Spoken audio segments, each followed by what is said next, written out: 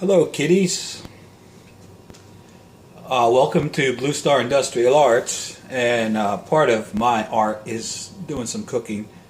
Today we're going to use the much talked about Instapot, which is a combination slow cooker, pressure cooker, so it can cook slow or it can cook fast. And I'm going to do a pork loin roast today, and just go over and highlight the steps with you. There's a lot of information on YouTube about the Instapot. This isn't a video about Instapot. I just wanted to kind of document this for posterity. I did make a pot roast beef last Sunday. It came out great. So we're going to be using this to get our dinner going. Now what I have here is about 2 pounds of pork tenderloin. You know, they're the big long ones you could buy in your supermarket, but also at the wholesale houses. This one was taken from Costco, and with a coupon and the price of pork being what it is today, this came out to about $1.49 a pound, which is very cheap source of protein, very inexpensive source of protein, and it's good. You could do so much with it. You could cut it into chops, you know, you can cube it, do a stir fry, or you could cut it into roast like this. I've gotten fancy with them and cut and unrolled it and stuffed it with spinach and provolone and prosciutto and rolled it back up and tied it. Today we're going to keep everything real simple. I'm going to season this pork up with my own rub, which is onion powder, garlic powder, seasoned salt, black pepper, red pepper, paprika, and a little sage. Alright, we're going to get this all nice and coated, and then we're going to sear it in the Instapot, and then we're going to pressure cook it. So I'm going to get this prepped up. Alright, there we go. It's all nice and coated. And be liberal with this, folks. You know, enough is okay, but more is better. You know, you want this to give a nice coating on here. As you can see, I got it on all sides. One of the things you notice I didn't mention, I don't have any sugars on here. I do Weight Watchers. I eat Weight Watchers. And this lean pork is about 1 point per ounce. So you could eat a half a pound of this stuff and only pick up 8 points. Everything else I'm throwing into this dish is 0. You know, so it's good. So what we're going to do is we're going to get our Instapot on saute, and we're going to get some olive oil heated up just a bit, just enough to coat the bottom of the pan. You could use non-stick spray if you want. And this is going to get seared on both sides for about 3 minutes per side.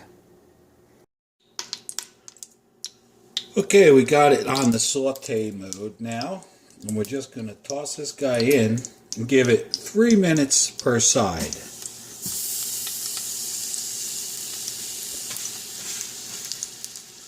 A little bit more stuff on there like that. What we want to do is get this good and seared.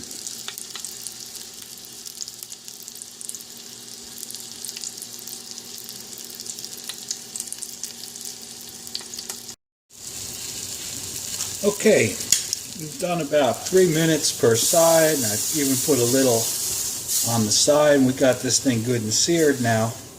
We're going to take her out, and as you can see, there's a bunch of stuff in the bottom of the pan. That's one of the reasons why they invented red wine. And I use this little spatula here, and we give it a good deglazing.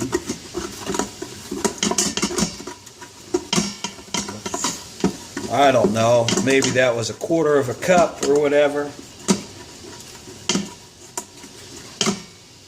Now's a good opportunity.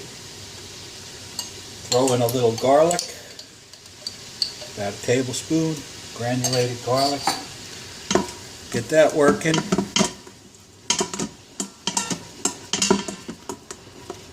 Alright. And we throw in some onions. That's 2 You can see how they're roughly sliced, chopped onions. Alright, get these all nice and coated around. And then putting in about 2 cups of chicken stock. You could use beef stock, or you can make your own stock from pork bones or whatever if you have any. Alright, and that's all there is to it, to this part. Let those jacuzzi in there for just a little bit, and then we'll get on to the next step. Alright, the Instapot comes with a handy dandy little metal trivet, and it keeps it off the bottom, the very bottom of the thing. And you just throw that in there on top of your liquid and stuff. Now I want a few potatoes with this. I like these little round potatoes, but I don't like when they get all mushy and stuff in there, you know, and they get all messed up in the gravy or whatnot. So what I do is I just make a little foil pouch like so. This is about, I don't know, half a pound of those potatoes. I'll just eat 1 or 2 of them because I'm on that Weight Watchers thing. But anyway, just throw them in there right on top like so. And now we're getting ready to pressurize this bad boy. Okay, now this is where the wonder of this thing comes in. That's a 2-pound pork roast, but we're going to do this on the pressure part of this pressure cooker. So in order to do that, you can hear that little alarm. You put your lid on. It has a little valve here that you press to seal. Alrighty.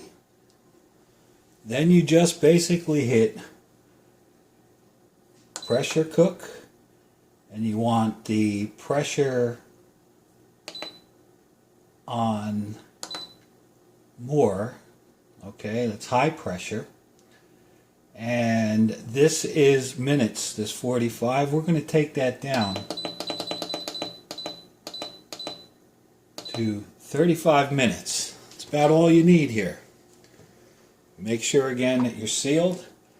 Now this thing won't even start cooking until it comes on, and then it builds up the pressure, and that's when it starts counting down the 35 minutes. It takes about 5 minutes to build up the pressure. Depends on what you have in there. If this was a big pot full of soup, it might take a little bit longer, or a big stew or something like that, but this will take about 5 minutes. So I got 40 minutes to do whatever the hell I want before I just spend another 5 minutes finishing the sauce and whatnot. And that's all there is to it, okay, outside of the eating. So I got time to enjoy a little Apothic Red while I'm waiting. And we'll catch you when we're ready to release this bad boy. Now, those of you more astute, you can see that little spring bobber thing going up and down. When that thing pops fully up, that's when the pressure actually starts. It's been about 4 minutes now.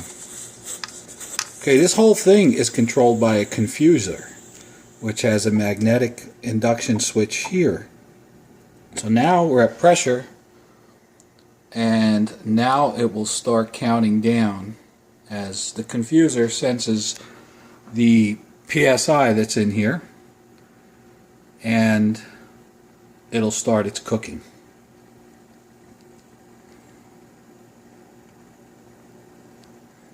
It will also give about a 10-minute depressurization before you can, you know, release the valve and get the rest of the pressure out yourself. You don't want to do it when it's at full pressure, because if you do, you'll get schmoo and steam and stuff all over your kitchen. And if you got anything in here, like you're cooking rice or you're making something that has a foam or a froth to it, it'll blow that foam out. So, and it won't be pleasant to clean all of that up. So that's the dealio. And we're going. And it's starting to do its 35-minute thing. See you in a half hour or so. See, it just went up to 35 minutes. Alright, you can see I have gone to off now because I was loading this Vigeo up and it went to its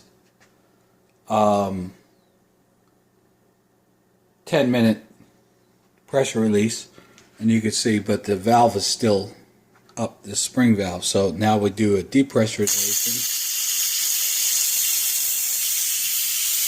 And we wait till that little spring mahoogie pops down. Alright, it's popped down. That means it's cool to take the lid off of it. There is our nice roast.